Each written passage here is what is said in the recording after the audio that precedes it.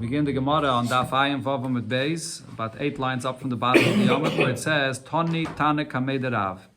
So again, we had here a Braise that taught the halachis of a person that hired a worker, and the worker backed out from the job, or the employer backed out and he's not giving his workers any work to do after he hired them.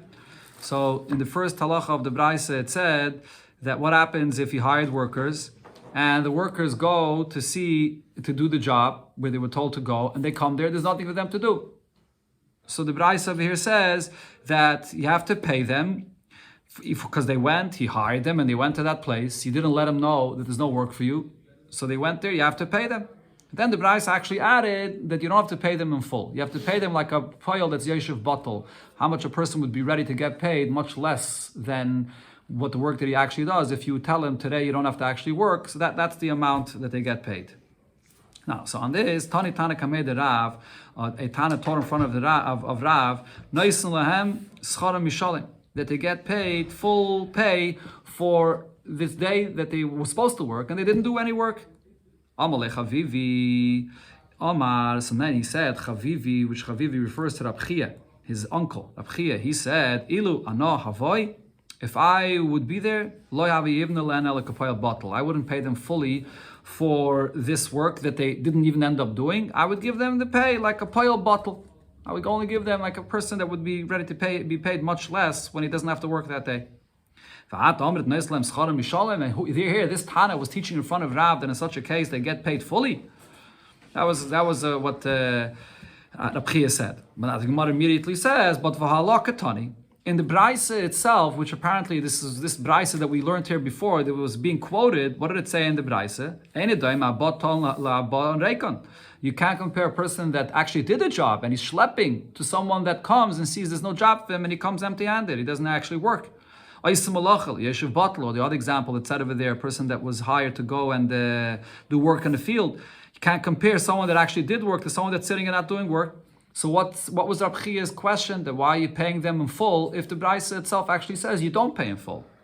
So the Gemara says, Lo Saimu Kaimei. You're right, but the one that taught this Braise in front of Rav when Rab Chia was there, he didn't teach the conclusion of the Braise. So therefore Rab Chia piped up and said, if I was there, I would never pay them in full. But really the Braise itself says this.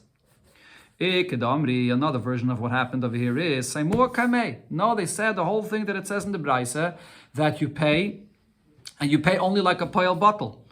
Now, and what Rab Chia actually commented was that Chavivi, my beloved, my uncle, Rab Chia, he said, if I was there, I wouldn't pay them a 1 penny. Not even as a person that was hired and didn't end up doing work. The fact that they didn't do any work, I wouldn't pay them a penny. And you say that you have to pay them like a poil that's not actually working. So the Gemara says, so this is a question. Why is Rab Chia arguing with what it says clearly in a Braise, that the employer hired them, they come to do the work, and they walk away empty-handed. So it's sort of the employer's fault. He brought them here, and now the fact that they have no work, you should at least pay them for the day, someone that they're like a poil bottle. So that's a question here on Rab Chia. So the Gemara answers, Loi Kashya. It's not a question because it depends whether the workers were aware that there's no work for them here in advance. Here, where Rab Chia said I wouldn't pay them a penny, is because the workers were already there the night before. They went to this place where the work was supposed to be done the night before, and they saw that there's no work for them. So the fact that they came back the next morning to do the job, that's their fault. Why are you coming? You should have realized already from the night before that there's no work to do over here. They tell them to come. But if the owner knows, the employer knows that they were there the night before and they saw that there's nothing to do, it's not his responsibility to tell them the next morning, don't come. Because he knows that they saw already that there's nothing here. And here, when they were not there the night before, so now it's the employer's responsibility to let them know in the morning, don't come because there's nothing to do. They had no idea. So if he didn't let them know, he's going to have to pay them at least like a poil bottle. They didn't do the actual job. He has to pay them something. The morning brings like Rava said, the same thing. Agiri lerafke. A person hires workers for rafke to work, to make ditches in the field. And what happened? Vasa mitra malya maya. Rain came and filled it all up with water. So there's no work to be done here. If they went and they were there already the night before, and the workers that were supposed to do the job noticed that this is a place that's full of water and there's no work to be done, pseida the paylim. So then the loss that they can't work it's the paylims, it's their bad mazel that they saw already the night before there's no work to be done here, so they don't have to be paid at all. However, if they did not come and see what's going on in this place in the evening, so then pseida the balabais. The balabais is the one that takes the loss, that he has to pay them at least like a pile bottle. He should have let them know not to come. V'yav look a pile bottle, as we said before. Similar halacha, the Gemara says, agri lidavla. Person hires workers to water his field. V'asa mitra. And it rained. Pseide the pailim. This is also something that the pailim, they take the loss that the balabas says to them, I hired you. It didn't rain for a full week. And in those days, there's no weather to let you know what's going to be. And the rain came, so sorry, there's no work for you. It's not anything that the balabas has to take responsibility for. However, asa nara, if a river came and overflowed that area that they were supposed to water the field, then say to the balabayas, then this will be the loss of the balabas. If these workers actually showed up and they want to do the work and there's no work for them to be done, the balabas is going to have to pay him like a pile bottle, because they don't know that area where the field is, that the river usually overflows or could overflow, and they were in a different area. They had no idea. They were hired to come water, and they didn't know that river there overflowed. And if the balabas should have let them know not to come. Another halacha Rava said, aguri ledavla. Person hires workers to water his field. So they were hired to do work the entire day, and they're going to draw the water from a river that's nearby for this field. And what happened? Halfway through the day, the river that they would draw their water from is the river dried up. They can't get any water anymore. So now, what's the halacha here? They couldn't do the full work the entire day. They lost a half a day of work. So whose responsibility is this, that these workers now lost their worker? So Eloi Ovid the Pasak, if this is a river that doesn't usually dry up, it just happened out of the blue, say to the Payalim. So then it's the bad luck of these workers. The Balabas has no reason, he doesn't have to take responsibility that they were out of work. This is their bad luck, that they didn't have work for the rest of the day. But Ovid the Pasik, if this is a river that every so often it does dry up, so then who do we blame here? Who has to take the loss here? The employer or the workers, the employees? So it says like this: I b'nei Masa, if they are people of the city and they're familiar with the nature of this river, say to the Pailim. So again, it's their loss. They know that when they got hired for this, they could expect that this could happen, so they might not have work all day. But if Lavane Masa, if they're not people from this city, pseid of the Balabayas, so then it's a pseid of the Balabas, because they thought that they're getting hired for the whole day. They only agreed to this because they're going to have work. They had no idea that this is a work that they're being hired for, that it could be they're not going to have work all day. So the Balabas should have let them know. He should have told them that this river can dry up. So therefore he's the one that has to take responsibility for this. Another halacha similar of Omarav, Haiman the Agar Guri, La Vidita, a person hires workers for the day to do the job, to work for him for different jobs for this day. And B'Shalom Avidita B'Palga D'Yayme, the job that he hired them for to work all day, they got it done in a half a day, and now they don't have what to do for the rest of the day. So if the employer has for them a work to do that's easier than the work that they did in the first part of the day, so then Yavlu, he can give them additional work to do for the rest of the day because he hired them for the whole day. So they finished early, so now he can give them other work as long as it's lighter than the work they were doing until now. Or if he has other work for them that's similar in how difficult it is as the work they were doing till now. So mafkadluhu, he can give them now this work as well. However, the kashim, if he only has other work for them to do that would be of a different nature, it's more difficult work than what they were doing till now, then le mafkadluhu. He can't give them that work. And v'noisen lehem schara mishalem. And even though they only worked half a day, but he has to give them full pay as if they worked the entire day. So the Gemara immediately clarifies, Amai, why does he have to give them full pay for the work that they did the entire day? V'leisav luhu kapayil batal. Why wouldn't it be enough that he pays them, as we said before, when you don't end up actually working, so you should be paid, like for that half a day that they didn't work, like a payil that gets paid much less, like a payil batal. So the Gemara answers, you're right. Usually that would be the halacha. For the rest of the day, they only get paid kapayil bottle. But ki ka'amar Raveh. When the Rava say that you have to pay him fully for the full day, ba'achlushi de mechuzeh. It's the people, the porters, the workers of the city Mechuzah where Rava lived, they had a different nature. The Eloi Avdi, if they don't actually work, cholshi, it causes them to become weaker. They're not people that would agree to sit around doing nothing for half a day and to get paid less for that. Adarabah, it's for them it's a big loss. And Mamish makes them weak to sit around and do nothing. So therefore they do have to get paid full for the work that they did for half a day, even for the rest of the day. They would never agree to get paid any less. Very interesting thing, this idea of achlusha de mechuzah. I once saw in a letter from the Rebbe. The Rebbe writes to someone that was complaining that he's getting weaker and he's getting older and weaker and he can't work so much anymore. So the Rebbe told him, I think that you should take on the nature, or you have the nature of the achlusha de mechuzah, that if you'll cut down on your work, that itself will only add to your weakness. The more you'll be busy, the more you'll work, the more it'll actually keep you healthy and strong. That's the nature that the Gemara is talking about here. And now the Gemara goes back to the Braise, Omamar. What did it say in the Braise? What happens if you had workers, and here we're talking about a Kablan that has a certain job that he took upon himself. And he didn't do the full job, only did half of the job. So Omamar, the Tanakam in the Braise says, Shomelenes Mashasu. We evaluate what's the work, the half of the work that they did, Nakeitzat. Now what does this mean? Hoya Yafa Shisha Dinarim. If now the price of their work went up, they were hired for 2 sloim. For 2 sloim, that's 8 dinarim. Now they did half of the work, which would mean that the other half of the work is only worth 4 dinarim, but now the price went up to 6 dinarim. Nevertheless, neisan lehem sela. They backed out in the middle of the work, half of the work, they get full pay of half of the work. We're not going to deduct from their pay the loss that their employer is going to have, that he has to hire someone else for a higher price. So the Gemara explains, why not? Kasavri Rabbanon, because the Rabbanon in this brayso hold, Yad Poil Alal Yaina. The Poil is always at an advantage. He always has the upper hand. Even if he's the one that backed out, he doesn't have to lose any part of his payment because of the loss that the Balabas is going to have. And Rashi here says the basis for this is, logically, why should we say such a thing? If they backed out, they should take the loss that the Balabas is going to have, not to hire someone else. We should deduct it from their pay.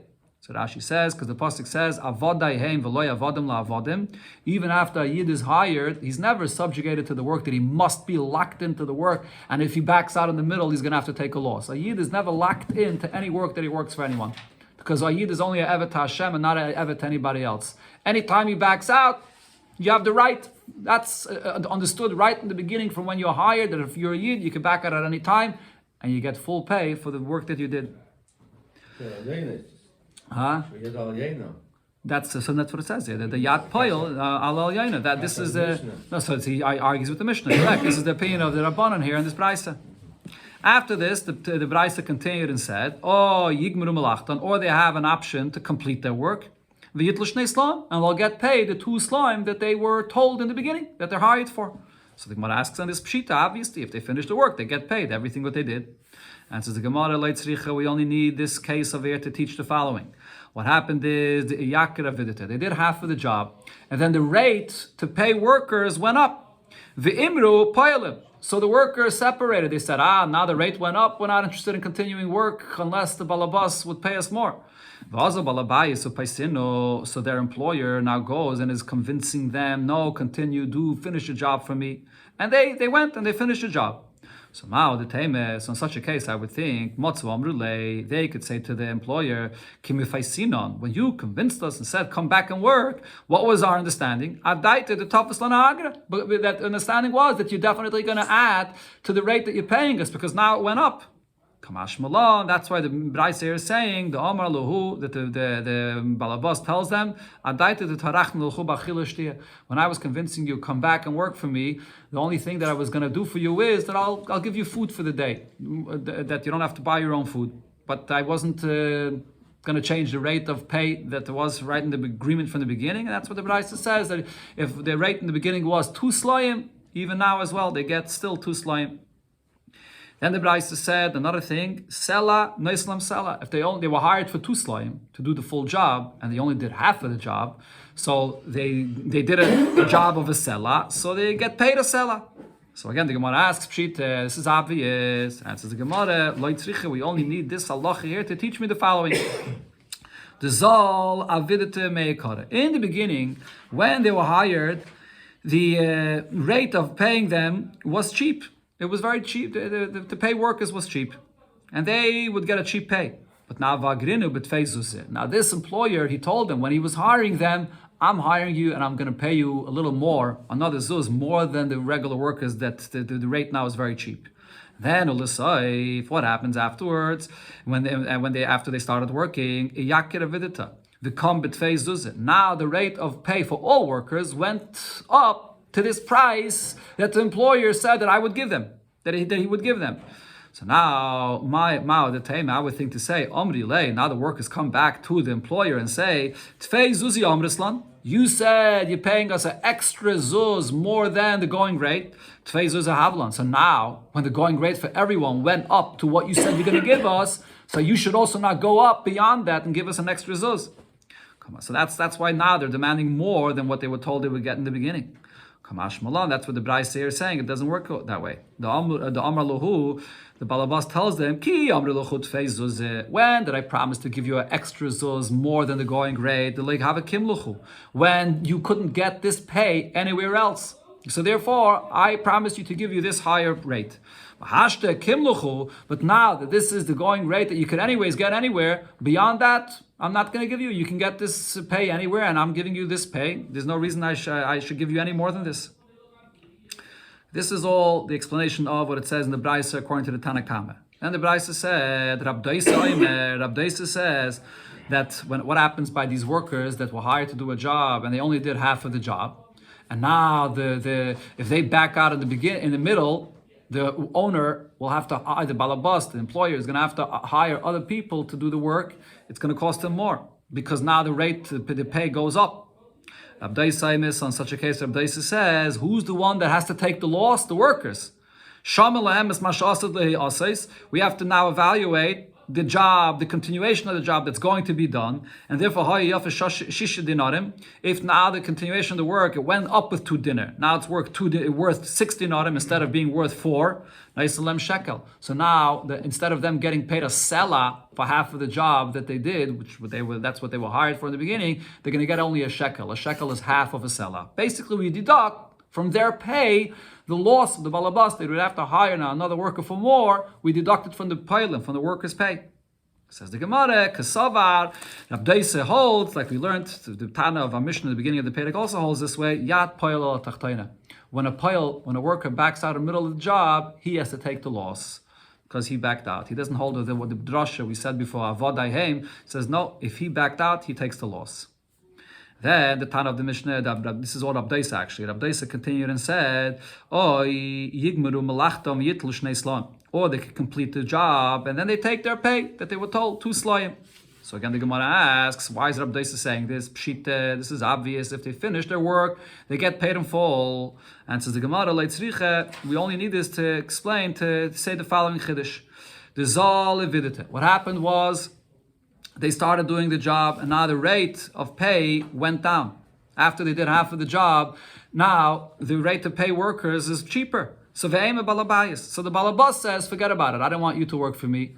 I'll find someone else to do the other half of the job, and I'm going to get someone else for cheaper. Now the payalim, these workers that were already promised a higher rate, the way it was in the beginning, they go to the balabas and they're convincing him, no, let us finish the job for the rate that you promised you're going to pay us. So so you would think that the balabas could say to them, that yeah, I agree to continue allowing you to work for me, but only if I'm going to pay now the lower rate. You're not going to be unemployed, but I'm not giving you a higher rate than the way it is now. Kamash Malon. So that's why the Bryce here says, no, that it doesn't work that way. The Omri Lei, Adaite, the Avdinalach, Avidita Shapirta, when we agreed to work for you, we didn't agree that you're going to pay us less than what we agreed in the beginning. We agreed to work for you. We're going to do a very good quality work, but we still have to get paid the way it was agreed in the beginning. That's what he's saying, that he gets paid 2 slayim. So the Mefarshim explained that the basis of what the Gemara is saying over here is that you would think that maybe in a case when Abdeisa said that if the workers back out, that Yad Poil al Tachtaina, maybe the basis over here is not Yad Poil al Tachtaina. There's another svara you could say. The reason why the employer has the upper hand is because the money is in his pocket. He's the muhsik. As long as he has the money in his pocket, He can set the rate of how he's going to pay. So therefore, in this case, when the rate of pay went down and the money is in his pocket, maybe he has the right to say, sorry, now I'm paying you less. That's why it's saying over here, no, it doesn't work that way. If the workers are the ones that back out, then you say that they have the lower hand. Yad poel al tachtaina. But if they didn't back out and they're ready to do the rest of the work, the balabas now says, I want to change the rate because the rate of pay changed. That you don't say. No, he has to pay them the full rate that he promised in the beginning. Sela, Naisin Lem Sela. Then Rabbi also said, like the Tanakama, that if they did half of the work and they were promised a Sela, they get paid that Sela. So again, the Gemara asks, Pshite, this is obvious. Why is he saying this halacha? So Rav Huna Bereid Rav Nasan explains, we only need this for the following case. When these workers came to be hired, they lowered the rate of pay in the beginning. They said, we're ready to pay less. We get to get paid less than what everyone else is getting paid. And now in the end, what happened is the rate of pay for the workers, for everybody, went down to this lower price that they offered the employer that they would work for. So now the Taime, I would think to say, now the Balabas comes to them and says, you promised me that you're ready to work for me less than the regular going rate that other workers are hired for. So now the going rate for everybody went down. So now I'm also going to lower the price that I'm paying you from what we originally agreed, because you agreed lower than what everyone else is getting paid. So now if everyone it went down, so for you it also is going to go down more. That's what the Bryce is saying, that we do not say this. The workers say to the Balabas, why did we agree now? In the beginning, we agreed to get paid 1 zuz less, is because this price was not available anywhere else, and we were offering you this price. Then we were offering this because you can't get it anywhere else. Hashte kimloch, but now that this is the going rate, that you can get this anywhere, less than that we're not offering. So therefore you still have to pay us what you agreed in the beginning. That's what the Bryce is saying. Sela, Naisin Lem Sela. Okay, now we had a lot of details over here, but one thing that comes out that the Gemara is going to focus on now is the machlokes in the case where a worker backs out. What happens? Who is at a disadvantage? So the Tanakama says, Yad poel al yoina. We have a pasuk avodei heim that a yid can back out from a work anytime, and he has to get the pay fully for what we don't deduct any loss the balabas has from their pay. And Rabbi Daisa says, no, Yad poel al tachtaina. If the poel is the one that backed out, and now the balabas is going to have a loss in the pay because of this, so then they have to take the loss. So Rav said, we pass him like Rabbi Daisa, but the poel backs out, he's at a disadvantage. But did Rav say this? There's another place that Rav said, a poel has the right at any time, he's hired for the full day, he can back out in the middle of the day, and he gets the full pay. So he has the upper hand, like the Rabbanan said. So the Gemara now says, if you'll argue and say, even according to Rabbi Daisa, that says that the poel that backs out, that he's at a disadvantage, there's a big difference between schiras and kablonis. When is the poel at a disadvantage? That's only at a case of kablonis, not by schiras. Rashi explains, what's the difference? When you're hired as a schir yain, so that basically means you're giving up your day for your employer. You're not on your schedule. You're not for this day or for whatever time period it is. You're sort of owned by the employer. When you're hired as a kablan for a job, so then you're on your own schedule. You can do that job as a kablan, not limited to any specific time. So you're not his eved. You're not subjugated to his schedule. You still do it on your schedule. So therefore, there's a difference. When do we say that there's a svara that if a person backs out in the middle of the job, yat poel alal yoina, based on the pasuk avodai heim, that a yid could never be an eved to anybody if he's hired for the day. So here he's subjugated like his slave for the day, that he's not on his own schedule anymore. There we say a yid could back out any time. But when it comes to a kablan, where he's on his own schedule, you have a job to do. And do the job however you want, when you want. There was no time set. Over here, you're not an eved b'chlal.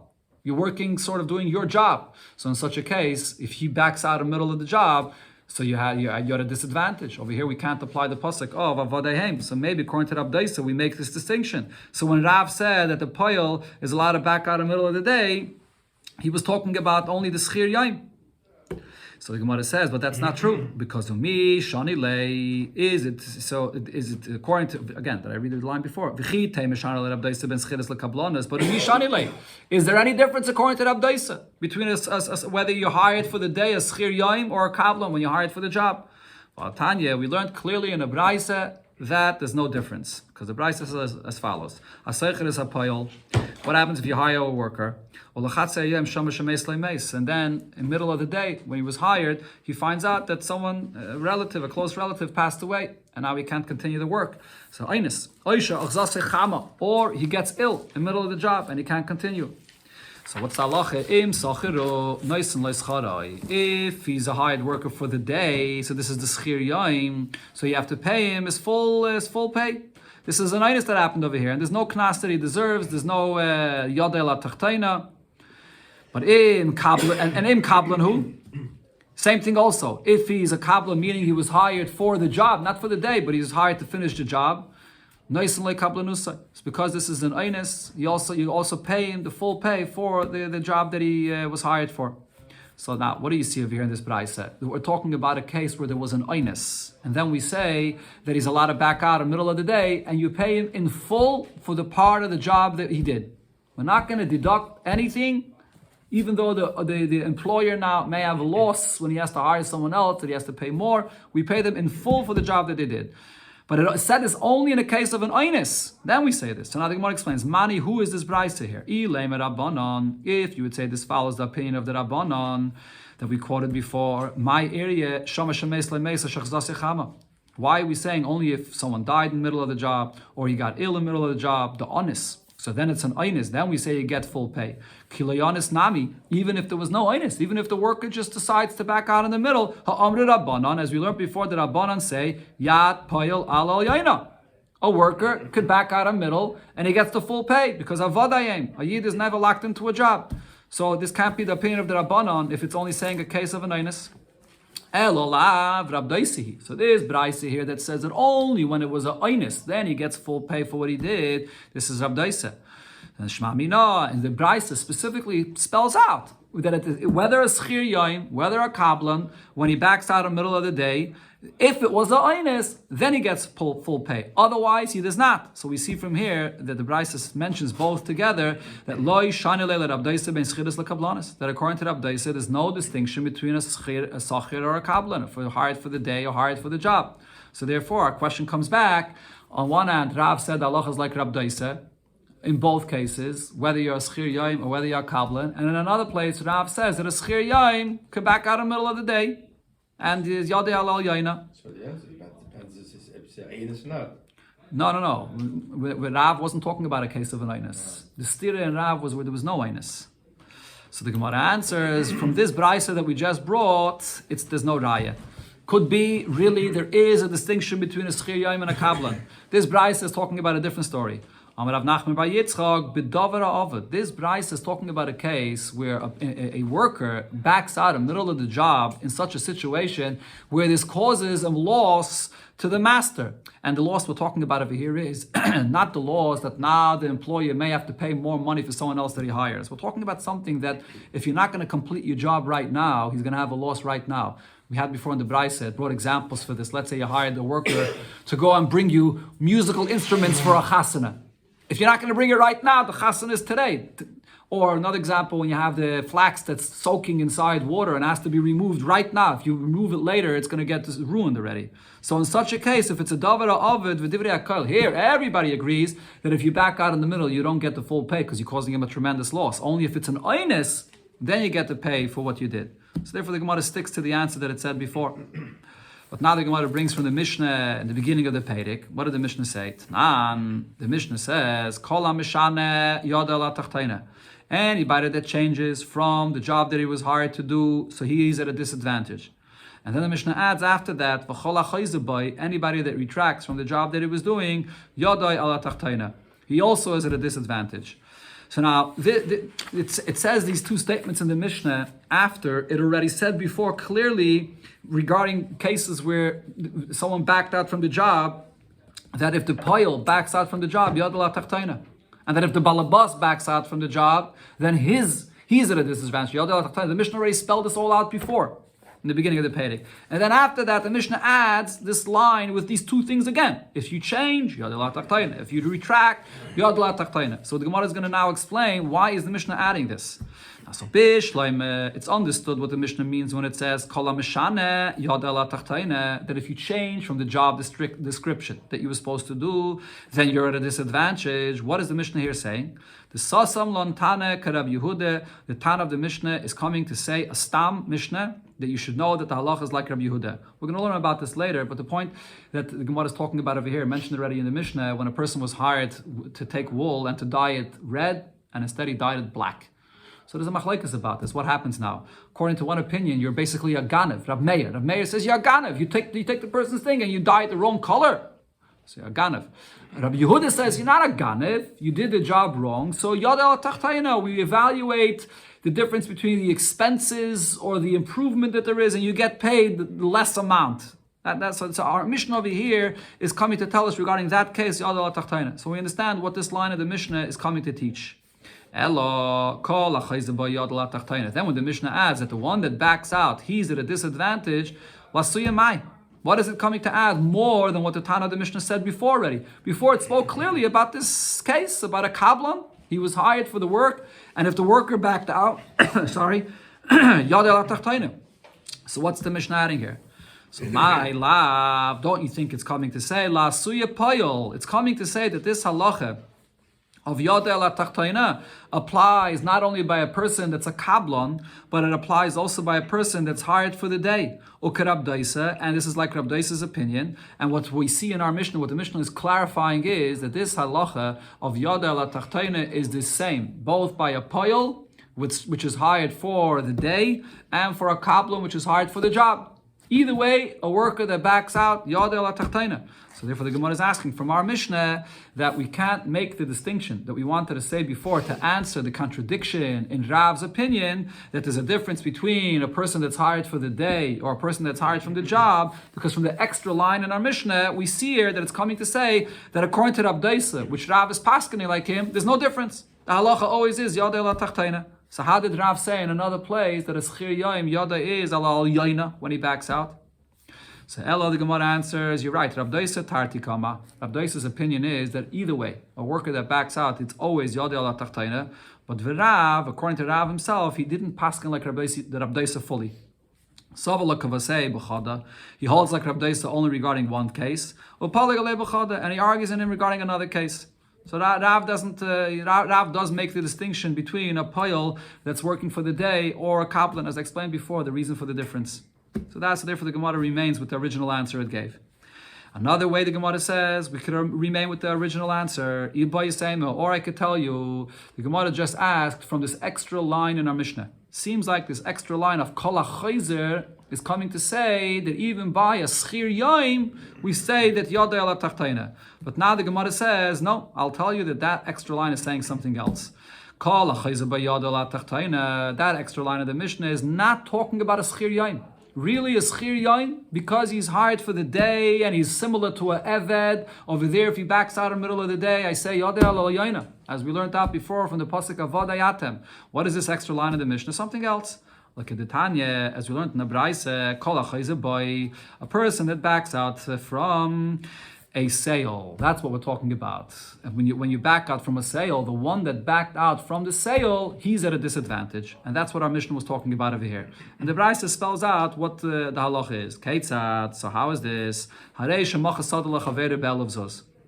He's selling a property to your friend, and the price is 1,000 zuz.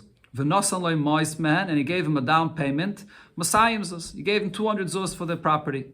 Then what happens? One of them wants to back out from the sale. If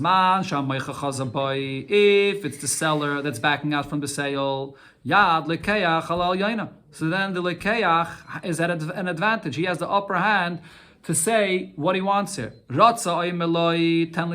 If he wants, he tells the seller, give me back my money. If you don't want the sale, give me back my money. Or he could say to the seller, tenli karka keneged ma'isai. The amount of money that I already paid you, I'm not backing out from that. Give me a piece of your property according to the value of the money that I already paid you.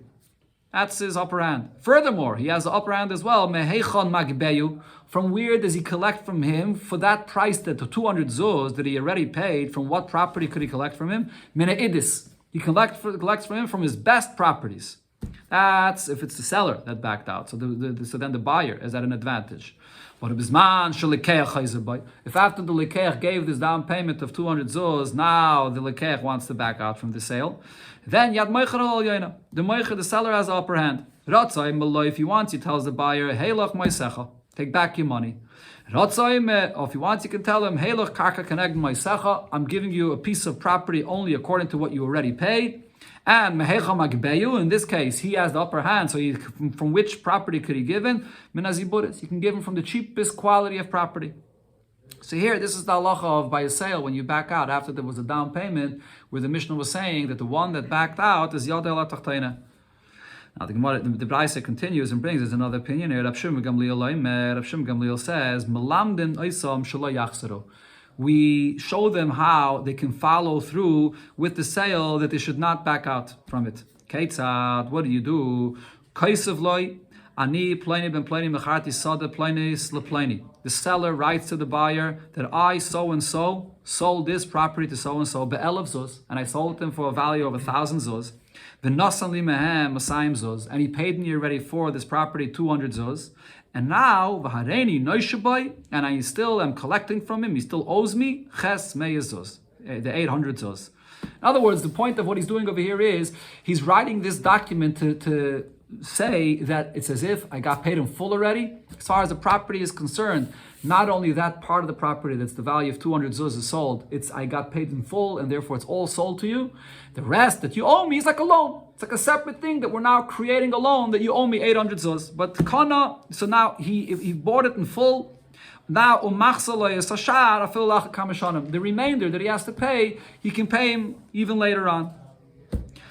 Okay, that's what you see here in this brisa. Okay, so now the Gemara brought up this brisa because of what it said in the Mishnah, but the Gemara now is going to go through all the details of this brisa. Okay, we'll do a part of it today, just another few lines over here. Let's see. The Gemara, what did it say according to the Tanakh and the brisa?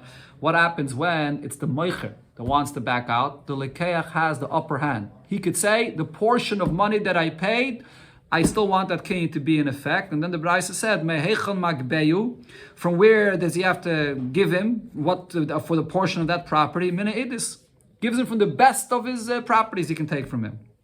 So the Gemara says, Kasal Kedaitoch, the Gemara thinks that the pshat over here in this Braisa is, Me'idis to nechosav. He can collect from him, he takes from the best of his properties, meaning not even necessarily from this property that he was selling him, he can take from the very best of whatever properties the seller has.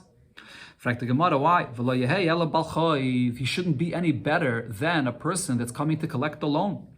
And what's the halacha by a person that's collecting a loan? What quality property could he collect from? Utanan, the Mishnah says, Bal Chayiv dina b'beidinis. A Bal Chayiv can collect only from an intermediate level of quality property, not the best. Why over here, if this person sold you a property and he's backing out, could you not go and demand of him to give you from the very best of his property? Besides that, here's the property that he actually sold you, and now you paid for a portion of it, and you could, the most you should be able to demand is to get a portion of this property. Why should you be able to go and take now from the best of his properties? Rav Nachman answers, you're right. What it meant is me'idis shaba or miziburis shaba. When the Braisa discusses idis and ziburis, it doesn't mean that when the seller backed out, the buyer can come and say, oh, give me now for the portion that I paid you from the very best of another property. No, it meant in this property itself that he sold him, there's a better part of it and there's a worse part of it. Give me from the portion of the property that I paid, the very best part of it. That's what it means. Or the ziburis, if it's the buyer that backed out. However, Ravache Bereder Ravika says, you could even say that now, if the seller is backing out, you can come and demand from him to give you the very best of his properties. Why is that? Because Stam Man de Zavenare, what happened over here? This buyer that went to buy this property and he's buying it for 1,000 zuz. 1,000 zuz is a very high price. So you can imagine what happened here. This buyer, in order to be able to buy this property, he went and got loans and got a mortgage, and he had to go and put up his other properties for the bank. He went and had to do all kinds of things to be able to have this $1,000 for the sale. And then what happens? he puts a down payment, and the seller backs out on him. So therefore, this buyer now that went through all this hassle, and now he's backing out on him, he's like a person that got damaged. Like you're he's a mazik and a nizik. What's the halacha by a nizik? Tanan, the halacha is hanizakin, a person that gets damaged from someone. Shamalem beidis. The pay comes, as the pasuk says, meitav. You get from the very best. So over here, you've been damaged. Your entire investment and everything that you spent and put into this was damaged. So therefore, you could demand from him to pay you from the best of his properties. That's only the